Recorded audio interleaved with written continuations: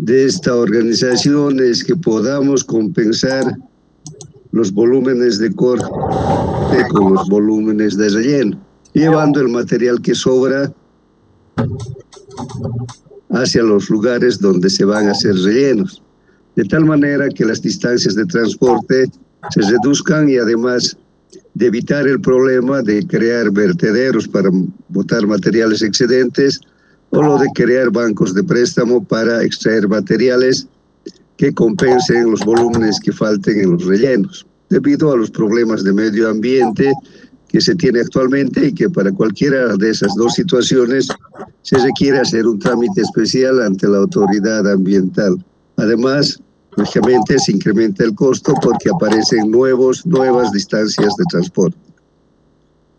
Entonces, vimos también que en ese punto hay que ver las características geotécnicas del suelo, si tiene contenido de roca, de arcillas, etcétera, para hacer una primera aproximación con la calificación del equipo que se va a utilizar en esa obra.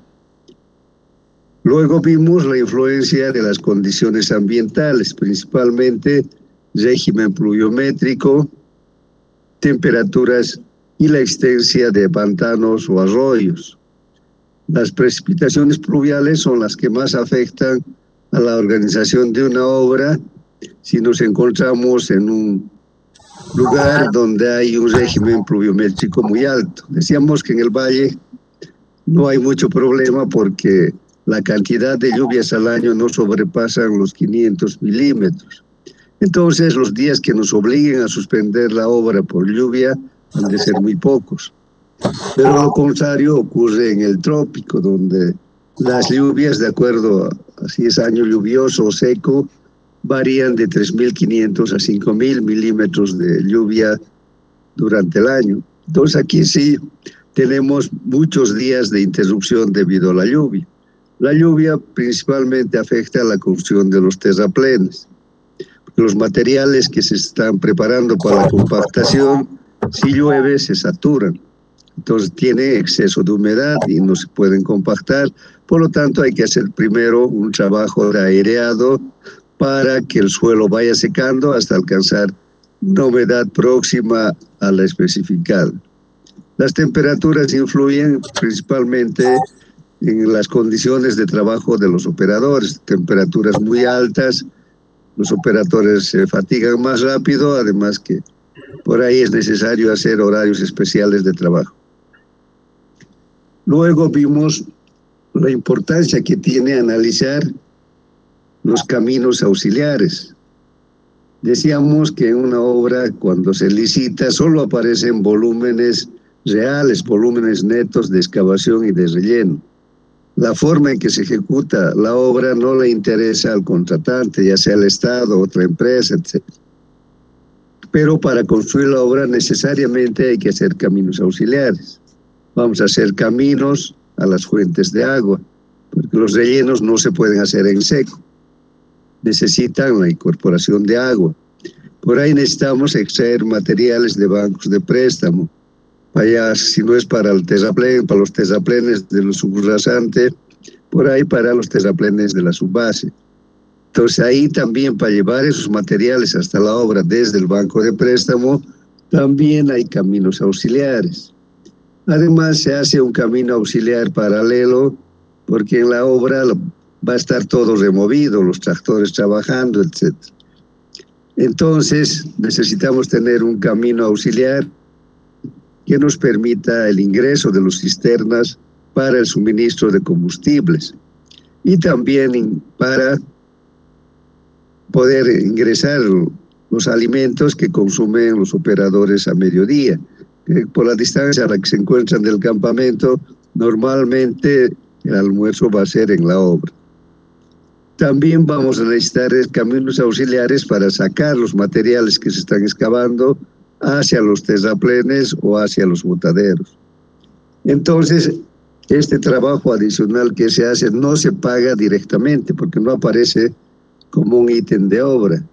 Entonces, lo que se hace es evaluar correctamente y aplicar un porcentaje a los costos netos para poder compensar estos trabajos. La compensación a través del porcentaje de gastos generales puede variar entre un 10 y un 20%, de acuerdo a la magnitud de los caminos auxiliares que son necesarios ejecutar. Ahora nos toca ver la evaluación de los volúmenes de trabajo. Este igual es un tema que no le interesa al contratante, porque ellos nos pagan la excavación considerando el volumen tal como se encuentra en el sitio antes de remover. Entonces nos pagan a través de secciones transversales que se ha establecido a un principio mediante la topografía, y a través de las secciones transversales se ha definido el volumen que tienen los lugares donde hay exceso de materiales. Y en el caso de los terraplenes pagan el volumen del vacío, el volumen del hueco que debemos rellenar. Entonces no aparece para nada el proceso real que se realiza para ejecutar estos trabajos. Cuando empecemos con la excavación de los materiales excedentes, ¿qué va a pasar? Por efecto de la fuerza motriz que ejercen los equipos de excavación, ya sea tractor, excavadora, mototrailla, lo que estamos haciendo es romper la ligazón que existe entre las partículas del suelo. Rompemos eso y aumentan la cantidad de vacíos. Al aumentar la cantidad de vacíos disminuye la densidad, y la disminución de la densidad produce un incremento del volumen. O sea, si nosotros teníamos medido en banco, por decir 100 metros cúbicos, después de hacer la excavación, por ahí esos 100 metros cúbicos se convierten en 120. Entonces las volquetas, el cargador frontal no van a llevar 100 cubos, van a transportar 120 metros cúbicos. Entonces, si nosotros hiciéramos la programación de la obra, considerando los volúmenes en banco, que son los volúmenes que nos han dado en la licitación, tendríamos un fracaso total. Si hemos dicho que en 100 hay un incremento de 20, imagínense en 1.000.000.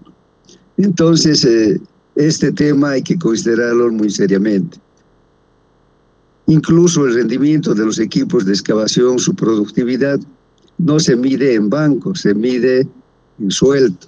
Una vez que han ido sacando materiales, digamos, durante una hora, ese material que se ha acumulado en una hora se mide, y esa es la producción por ciclo del tractor o de la excavadora. Entonces, las productividades y la organización del transporte hacemos en metros cúbicos sueltos. Entonces, lo que era en banco, al excavar se vuelve volumen suelto.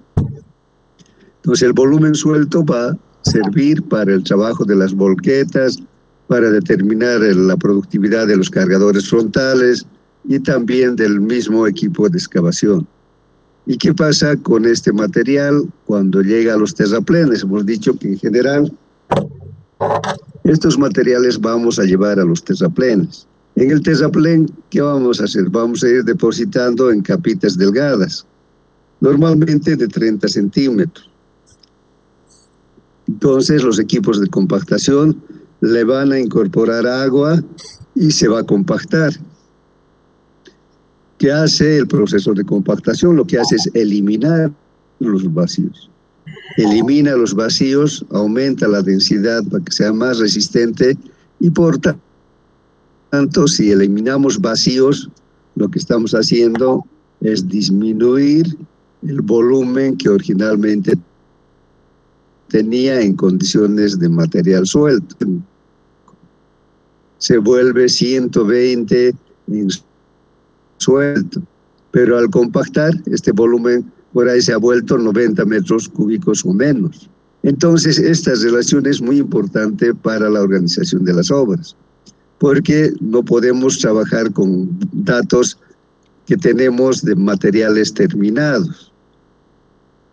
Al contratante, ¿qué le interesa? Que se excave, que se saque ese volumen que aparece en la licitación y que se rellenen los huecos. Todo el proceso no le interesa, pero al organizar la obra necesariamente hay que considerar, hay que hacer estas consideraciones.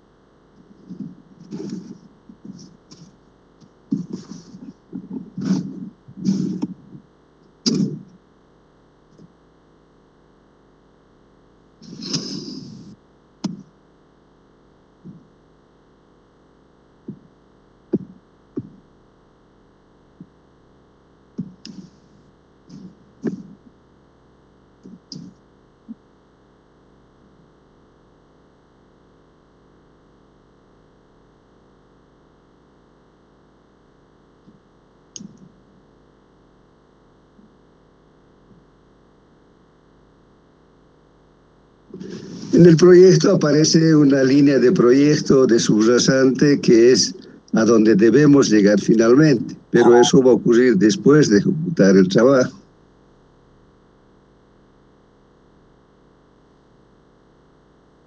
Entonces ahí vamos a tener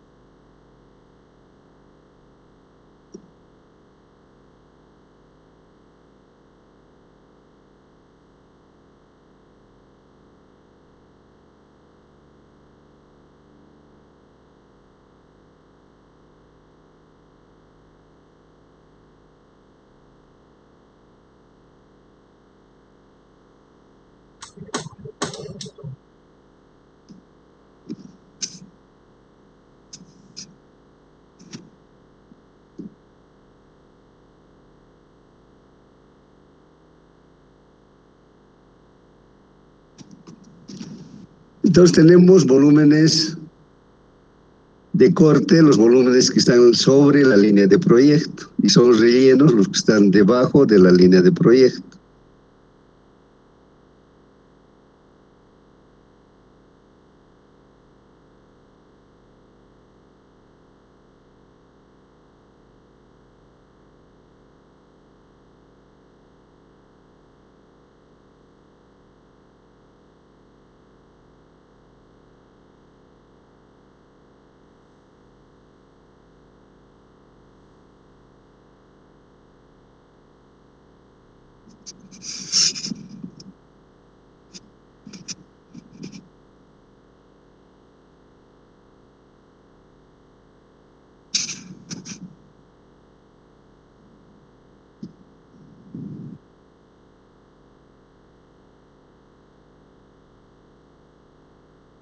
Y los terraplenes vamos a ir haciendo en capitas de 30 centímetros.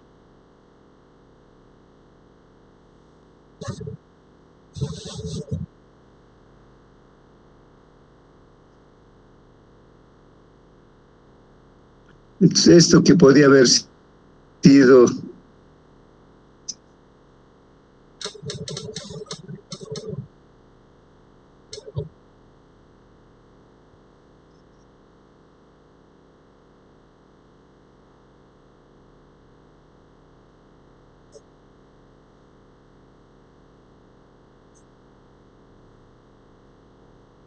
teníamos 1000 metros cúbicos. Esto vamos a llamar volumen en banco. Estos materiales han sido llevados a los terraplenes. Entonces, en el terraplén, que vamos a llamar volumen de relleno,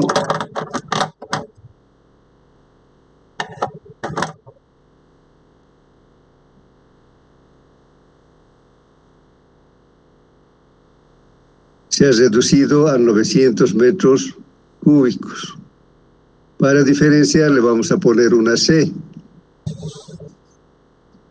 Y a los volúmenes en banco le vamos a poner una B.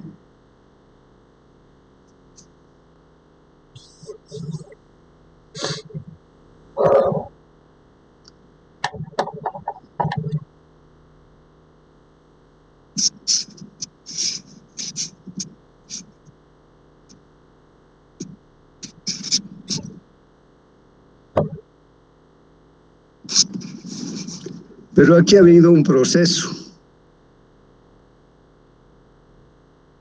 de llevar los materiales al terraplén, donde ha intervenido el cargador frontal para cargar este material que va a excavar el equipo de excavación, ya sea tractor, excavador, etc.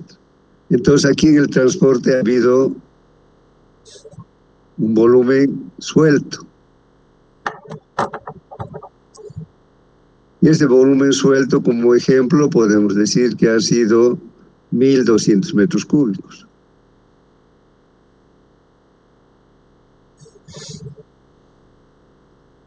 Y así con los otros terraplenes hacemos lo mismo. También tenemos que definir, lógicamente, las distancias de transporte.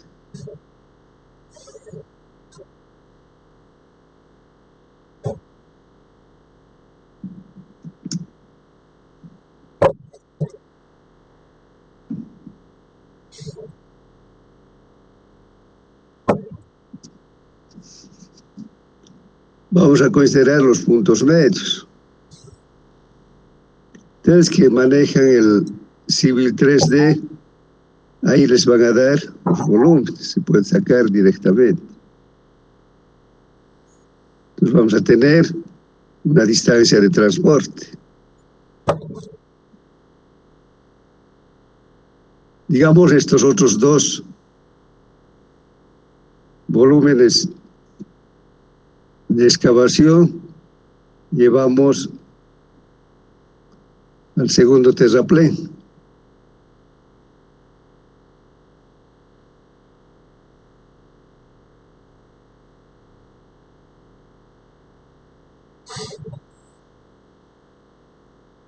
Vamos a tener una distancia de transporte de sub 2 y una distancia de transporte de sub 3. Entonces, considerar esto es muy importante porque las máquinas nos van a producir en volumen suelto, la cantidad que sacamos del banco es en suelto, transportamos en volumen suelto con las volquetas y el cargador también trabaja con volumen suelto. Pero cuando ha llegado al terraplén, como hacemos en capas de 30 centímetros, se llega a la motoniveladora, conforma la capa de compactación y los compactadores van a ir dándole la densidad adecuada por compresión, o sea, eliminando los vacíos. Al eliminar los vacíos han disminuido el volumen. Por lo tanto, nosotros con esos 1.000 cubos que originalmente estaban en banco, que se volvieron 1.200 para transportar, al final, después de compactar, solo se han llevado 900. Entonces aquí tendríamos un déficit de 100. Entonces estos 100 cubos van a venir del otro corte que esté más cerca. Entonces, para completar, vamos a sacar del siguiente sector de excavación. Entonces aquí podemos ponerle una distancia de sub 4. Entonces, esto tienen que tener muy en cuenta cuando se organiza la obra. Además, esta es una pregunta de examen. Tienen que tener bien clara la idea, las transformaciones que se dan en los volúmenes de trabajo durante la ejecución de la obra. Porque al final, ¿qué nos van a pagar? Nos van a pagar el volumen que hemos excavado. Nos van a pagar esto, tal como se encuentra en la naturaleza. Y nos van a pagar los terraplenes considerando el volumen del hueco. No les interesa para nada el proceso que se ha hecho. Si tienen preguntas.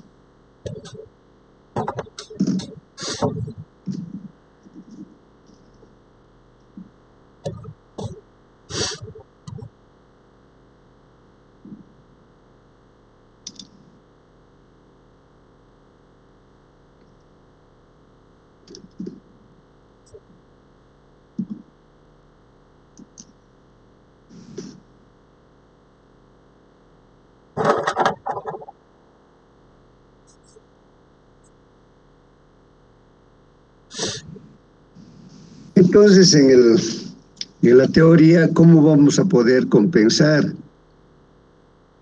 las transformaciones que se dan en el campo? A través de factores.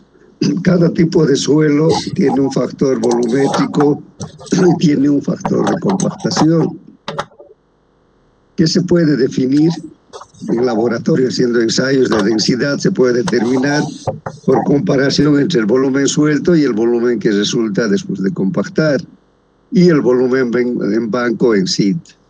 Entonces el factor volumétrico ha de ser igual a la densidad suelta del material sobre la densidad en banco.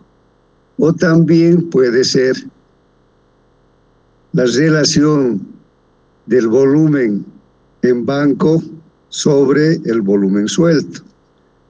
El factor volumétrico siempre va a tener un valor menor a 1.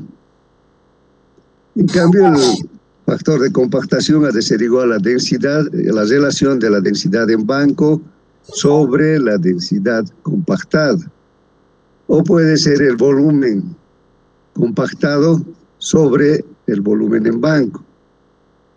Y también va a tener siempre un valor menor a 1. Entonces, tanto el factor volumétrico como el factor de compactación tienen un valor que va a ser siempre menor a 1.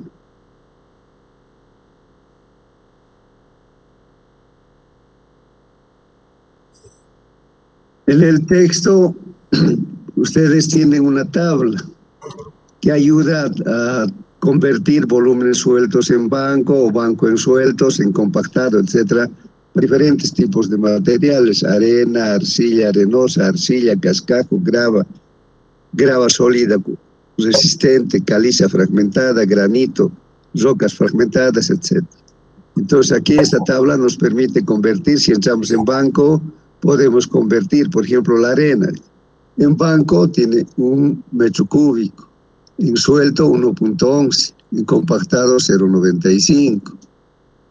Entonces con esta tabla podemos hacer las transformaciones muy rápidamente.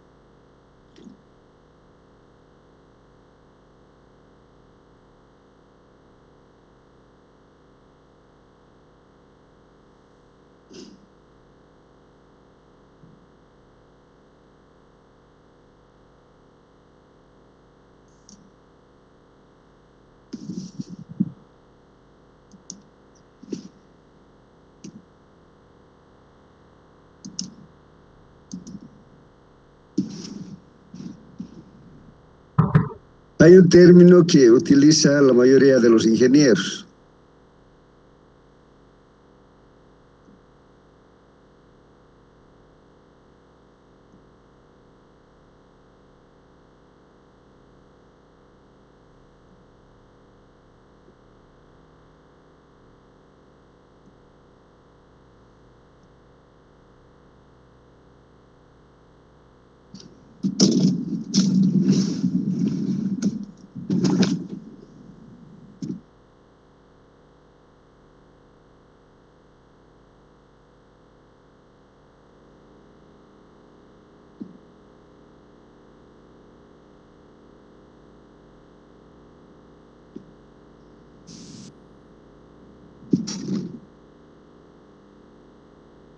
Si hacemos un acopio de este material,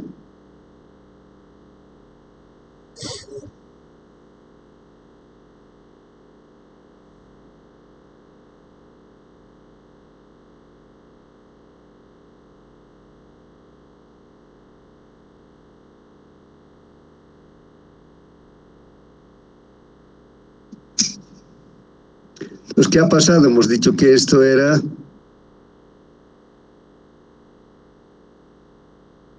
1000 metros cúbicos y se ha vuelto 1200.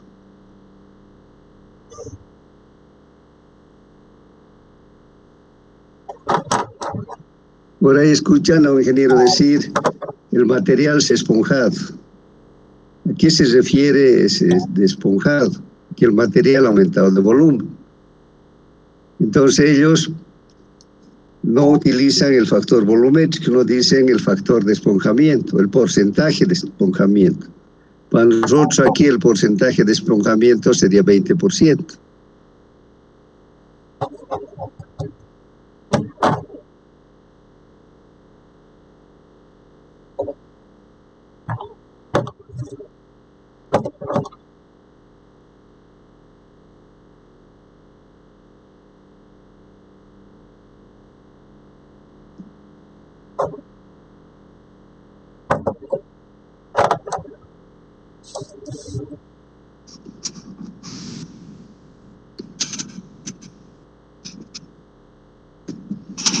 Nosotros hemos dicho que el factor volumétrico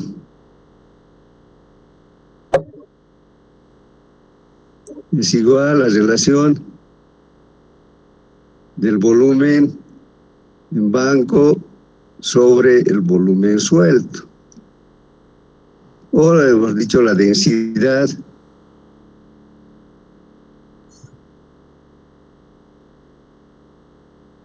en banco sobre la densidad suelta. Y esto siempre va a tener un valor menor a 1.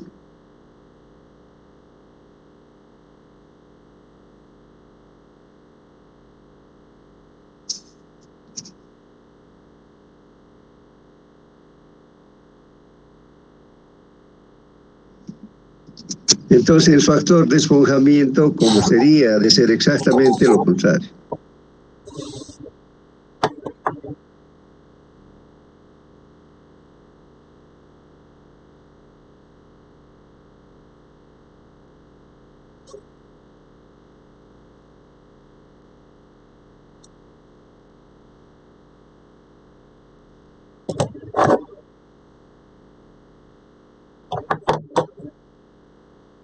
Sería la relación del volumen suelto sobre el volumen en banco.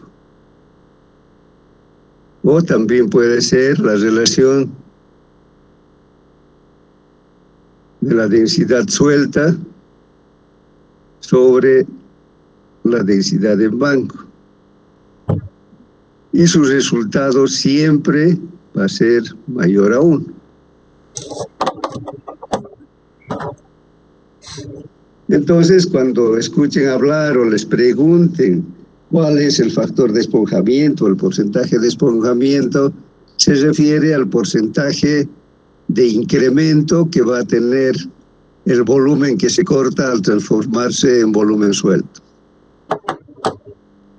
Si tienen alguna pregunta.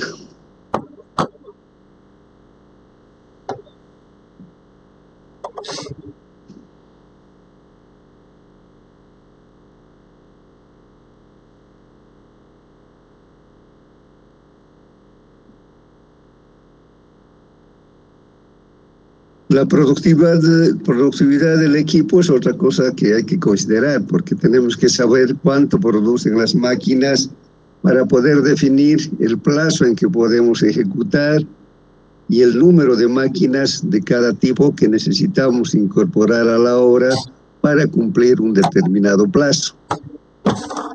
Las máquinas tienen una productividad teórica, que es en condiciones ideales. Es un dato que pueden encontrar incluso en los manuales del fabricante. Pero esa productividad teórica no se da en la realidad, porque hay varios factores que van a hacer que esta productividad teórica disminuya. Empezando de la capacidad de trabajo que tiene el operador. El operador no está a las 8 horas de la jornada laboral sobre la máquina. Entonces han de haber tiempos en que para descansar, va a tomarse un refrigerio, por razones fisiológicas, va a bajarse de la máquina y va a dejar de trabajar. Entonces, las 8 horas que aparecen en teoría no son tales. Por ahí, por cada hora que se transcurre, solo trabaja 50 minutos. Entonces, en 8 horas estaríamos disminuyendo la jornada de trabajo en 80 minutos. Entonces es imposible que al operador lo tengamos amarrado durante toda la jornada de trabajo. Después va a influir también la habilidad del operador. Un operador eficiente, con experiencia y responsable, va a hacer que las máquinas produzcan más sin causar daño a su integridad. En cambio, un operador nuevo que está aprendiendo, por ahí trabaja con más cuidado, pero su rendimiento, el rendimiento que consigue con la máquina, ha de ser menor. Entonces va a intervenir también la habilidad del operador. Entonces ahora vamos a ver solamente los factores generales. Otro factor general que afecta a todas las máquinas es la altura sobre el nivel del mar.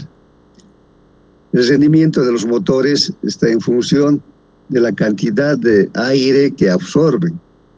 del oxígeno que absorbe. Entonces, si la densidad del aire es baja, el rendimiento de la máquina disminuye. Entonces, los rendimientos de las máquinas están calculados al nivel del mar, pero eso no ocurre en lugares que están en altura.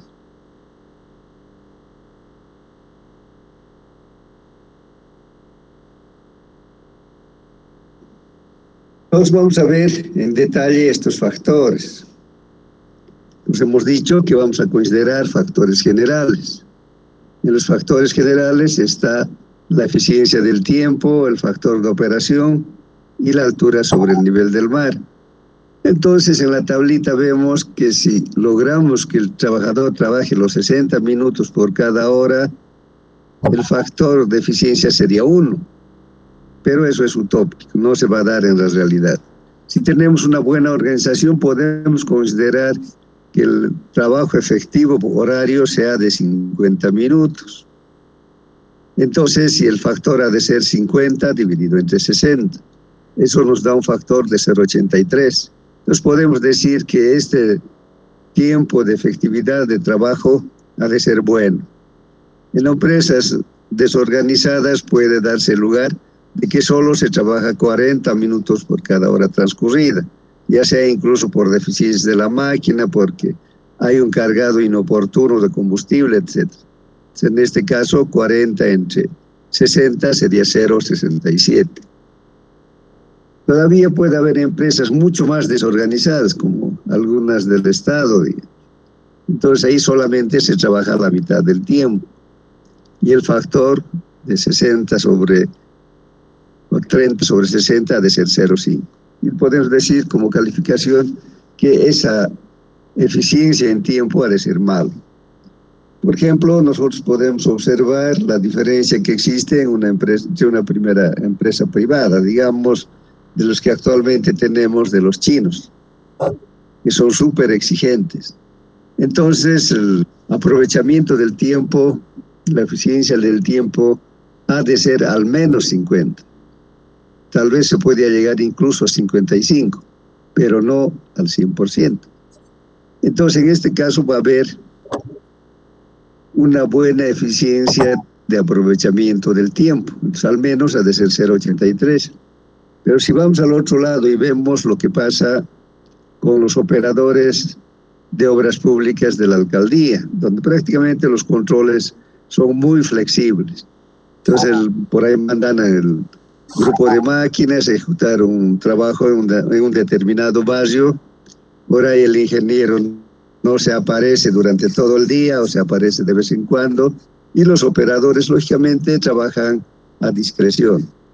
Por ahí a las 10 de la mañana hacen su primera pausa, se bajan y se sirven el platito de la mañana, que es muy habitual en nuestro medio.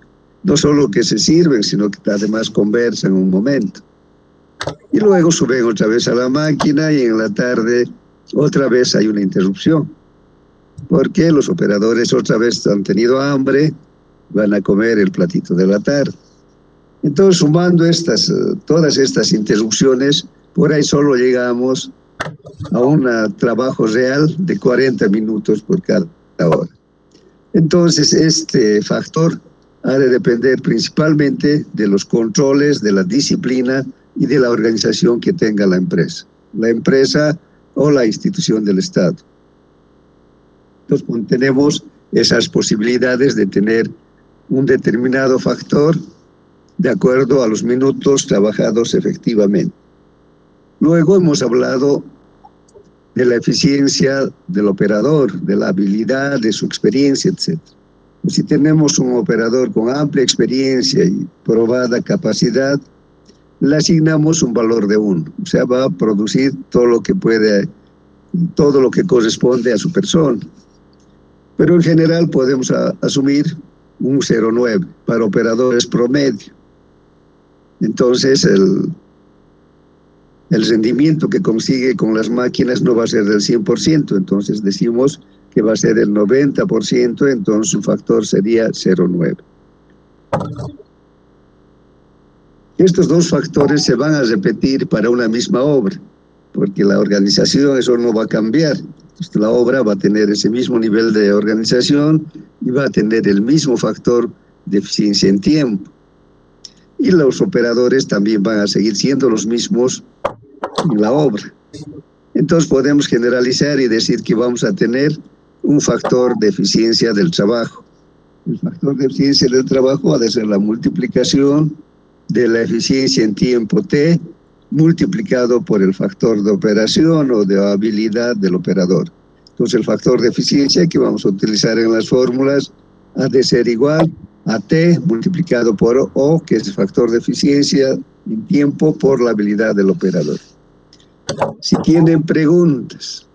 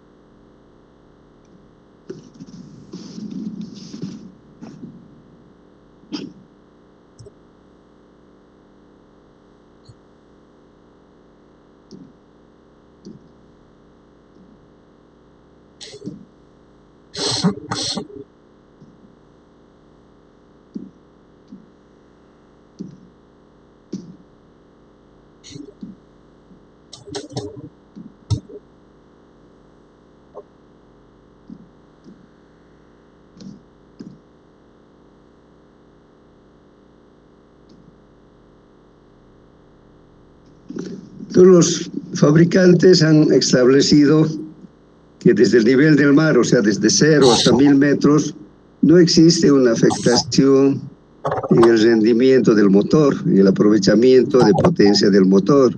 Se puede conseguir el 100%. Pero a partir de 1000 metros adelante existe una pérdida de potencia.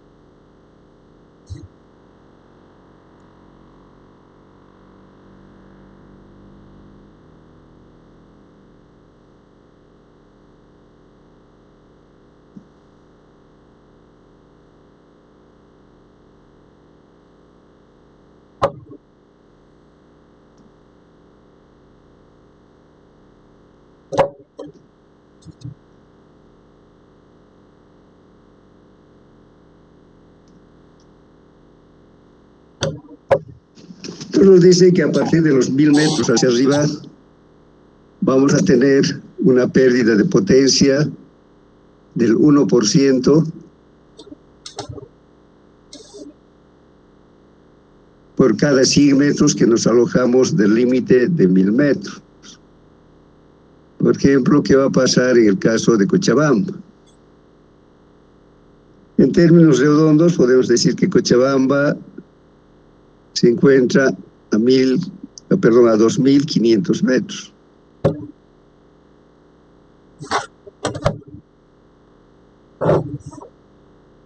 Entonces estamos 1500 metros encima del límite del 100%.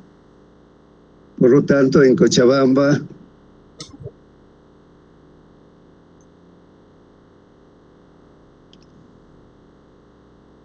¿cuál sería la pérdida de potencia?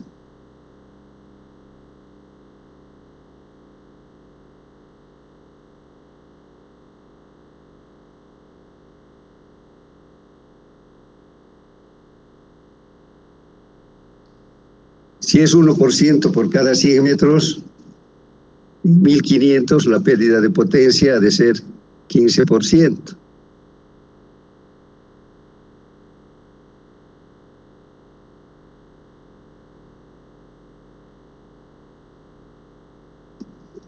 O sea que el rendimiento de las máquinas baja en 15%.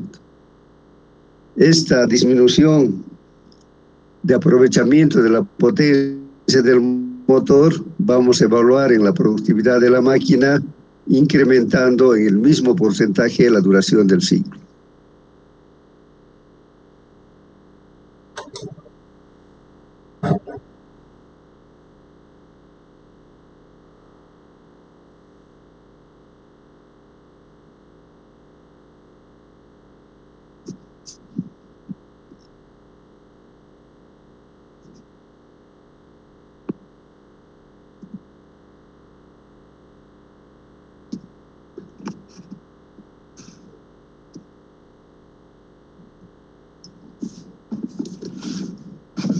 A ver, vamos a conversar un momento.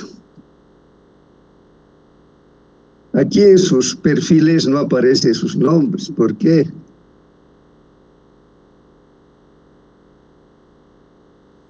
Así ahora sí.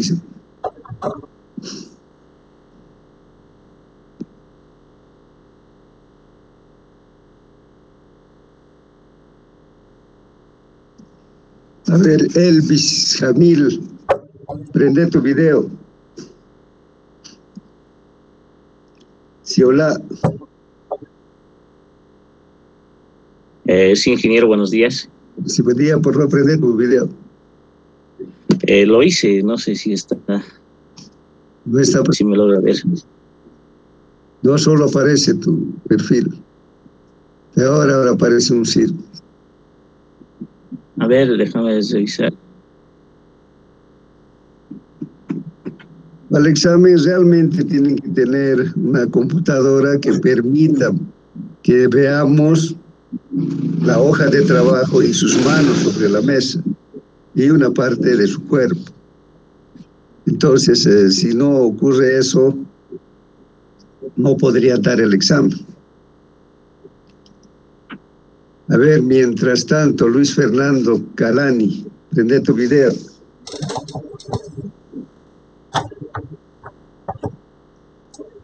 Nada. Buenos días, Inge.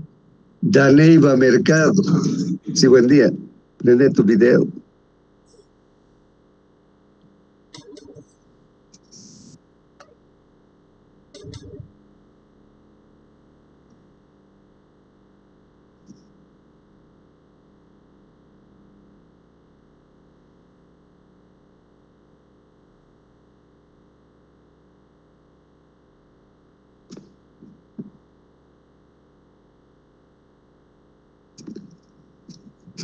No has prendido tu video.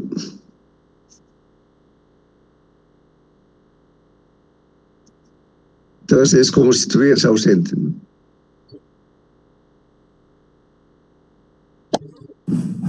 Disculpe, ingeniero, ¿será que podría repetir el nombre? Es que no escuché bien. Y no sé si fui yo a la que llamó.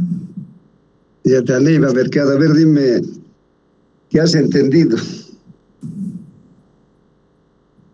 De la clase. Cualquiera de los puntos que te acuerdes.